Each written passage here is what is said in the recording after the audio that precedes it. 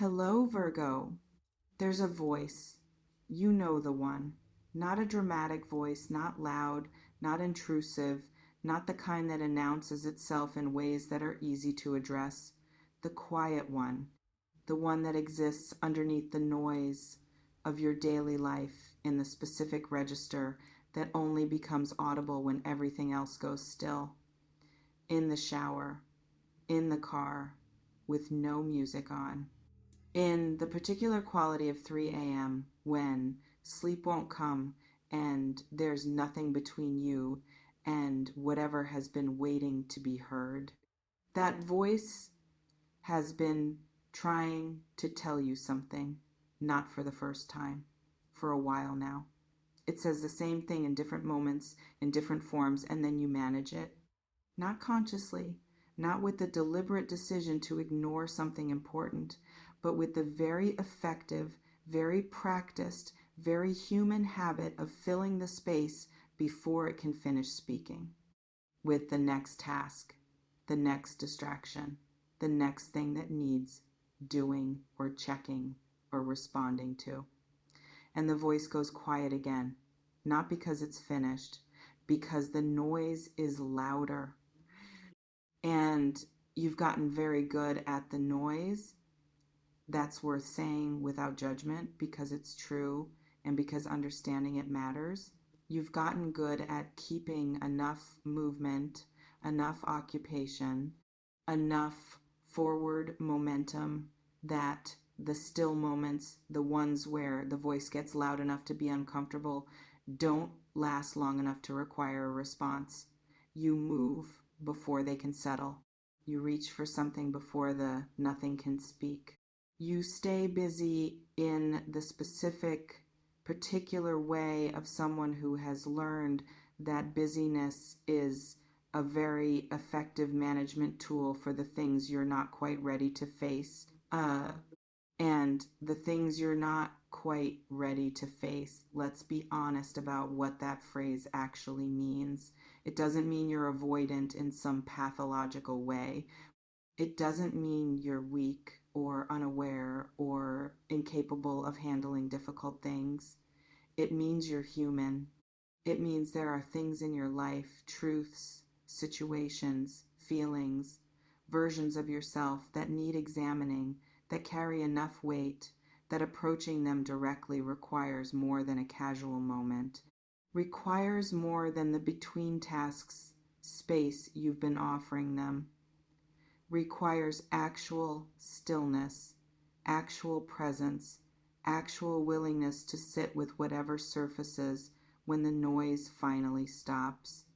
And that willingness, the genuine, undefended willingness to be fully present to what's actually there, is the thing that keeps getting deferred, not indefinitely. You're not someone who runs from everything, but in this specific area, in whatever this particular voice is pointing toward, there's been a consistent practice deferral, a persistent later, a recurring almost, but not quite yet. So what is it pointing toward?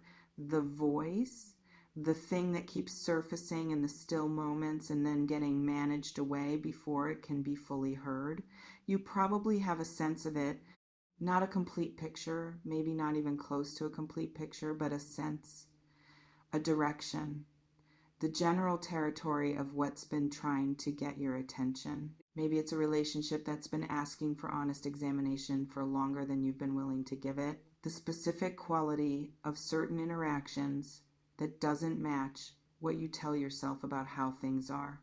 The gap, small but persistent, felt but unnamed between the version of this relationship you describe and the version you actually experience. Maybe it's something about your work, about the direction your days are going in, about whether the thing you're spending the majority of your waking hours doing is actually aligned with what matters to you. Whether the busyness you've been maintaining is building something that will have meant something to you in the honest version of your own assessment, or whether it's just movement, impressive looking movement, maybe. But without the particular quality of direction that makes movement feel like it's actually going somewhere. Maybe it's something about yourself, about a pattern you've recognized but not yet addressed, a way of being in relationships or in your own head or in your body or in the decisions you make when nobody is watching that you've identified as something that needs to change, but that keeps getting deferred to the version of yourself that will have more time, more resources, more capacity to deal with it properly. The future self who will handle this when things settle, when life gets less demanding, when the right moment arrives, which it hasn't, which it tends not to.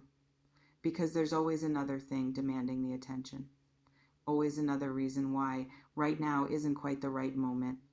Always another way to keep the voice at a manageable distance without actually addressing what it's saying. And the cost of that deferral, the specific accumulating, rarely examined cost, is what's worth looking at tonight, because it isn't free. The maintaining of the distance between you and the thing the voice is pointing toward isn't a neutral state. It takes something. In every moment that the noise has to be kept at a certain volume to prevent the stillness from becoming too honest. In every day that a certain amount of energy goes into the not quite facing rather than into anything generative, in the specific fatigue distinct from ordinary tiredness of someone who is working hard at something that isn't building anything, working hard at avoidance, at maintenance, at keeping a particular gap from closing. That fatigue is real. You may have been attributing it to other things, to busyness, to the demands of your life, to the accumulation of external pressures. And those things are real too. They contribute. But underneath them, there's this other tiredness, the one that belongs specifically to the effort of not quite attending to what needs attending to. And it doesn't resolve with rest, not fully, because it isn't about depletion of ordinary energy. It's about the ongoing expenditure of something more specific, the energy of managed distance that only stops when the distance is actually closed. Now, here's the thing about attention, about what it actually means to pay it genuinely, fully, without the management running alongside it. Most people think of attention as passive, as observation, as watching something from a slight remove and taking note of what's there. But the kind of attention the voice is asking for isn't that. It's more active than that, more courageous than that. It's the specific act of turning towards something fully without the protective remove and allowing yourself to be affected by what you find, allowing it to land completely, allowing the honest version of whatever is there to be as real as it actually is rather than as manageable as you've been keeping it. That kind of attention, full, undefended, genuinely present, is an act of care for yourself. Possibly the most significant act of care you can offer yourself in this particular period of your life. Not because it will feel good. It probably won't at first. But because the alternative, the continued deferral, the ongoing maintenance of the distance, is its own kind of harm. A slow, quiet, accumulating harm. The harm of living alongside yourself without quite being present to yourself. Of moving through your days in a life that is technically yours, but that you're not fully inhabiting, because the full inhabiting would require facing what you've been managing around. And you deserve to fully inhabit your life. That's worth saying directly, not as encouragement, as a fact. The version of your days that's available to someone who is genuinely present to themselves, who isn't spending a portion of their energy on the maintained distance, is different from what you're currently experiencing, more alive, more directed, more in contact with what actually matters to you rather than what you've been keeping yourself occupied with to avoid sitting with what matters. That version of your life is available. It's on the other side of the attention of the genuine, full, undefended turning toward what the voice has been pointing at. So, what does paying attention actually look like in the practical reality of your life? Not in some ideal version with unlimited time and perfect conditions here, now. In the ordinary reality of where you are, it looks like stopping, not forever, not dramatically, just in this moment, stopping the management, letting the noise lower, letting the stillness be still enough for long enough that what's been waiting to be heard can actually finish a sentence, not fighting it toward resolution, not trying to immediately categorize and address and fix what surfaces, just listening fully with the same quality of attention you'd give to something genuinely important, because it is genuinely important, possibly the most important conversation you're not quite having. It looks like taking seriously what surfaces in the quiet, not dismissing it as anxiety or overthinking or catastrophizing, not immediately reaching for the reassuring reframe that keeps things manageable, but actually sitting with it, asking it quietly, without pressure, what it's been trying to say, letting the honest version of whatever is there be present for long enough to be actually heard rather than just acknowledged and managed. It looks like noticing where you've been looking away, the specific places in your life where the glance is always slightly indirect, where you approach certain truths from the side rather than head on, where there's a consistent practice deflection that happens, so automatically you've stopped registering it as deflection. Those places, those consistently avoided direct looks, are where the attention is most needed and most resisted. And it looks like understanding genuinely, not just intellectually, that the urgency you feel around this isn't a threat. It isn't the alarm of something going catastrophically wrong. It's care. The specific, persistent, deeply felt care of the part of you that refuses to let you continue indefinitely in a direction that isn't aligned with what you actually need. That keeps surfacing. That keeps trying. That hasn't given up on the possibility of being heard even after all the times it's been managed back into quiet. That persistence is love toward you from the most honest part of you, the part that knows what you need more clearly than the part that manages the distance, the part that has been patient, remarkably, stubbornly patient, while the busyness ran and the noise stayed loud and the stillness kept getting interrupted before it could speak. That part isn't giving up. That's why it's here tonight. That's why, in whatever ordinary or not so ordinary moment led you here, something pulled you in this direction, because the patient part of you sent you somewhere that might finally be quiet enough, still enough, honest enough to hear what it's been trying to say.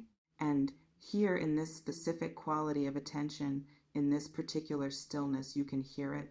If you let yourself, if you stop the management for long enough, if you give yourself the specific, radical, deeply necessary gift of your own full attention for just a little while, not to fix everything, not to have all the answers, not to immediately resolve whatever the voice is pointing toward, just to hear it completely without the managed distance, without the noise running on top of it, without the later and the not quite yet and the when things settle. Now, here, in this quiet, with the honest version of whatever is there. because the part of you that's been trying to reach you, the one that cares enough about your actual life to keep showing up in the still moments, even after all the times it's been turned away, that part has something important to say. And you, the full, real, unmanaged version of you, already know what it is. You've known for a while in the body, in the chest, in the specific quality of certain quiet moments that felt heavier than they should have, you know. And tonight, in this stillness, in this particular quality of honest attention, you're letting yourself know it fully, without the noise, without the management, without the later.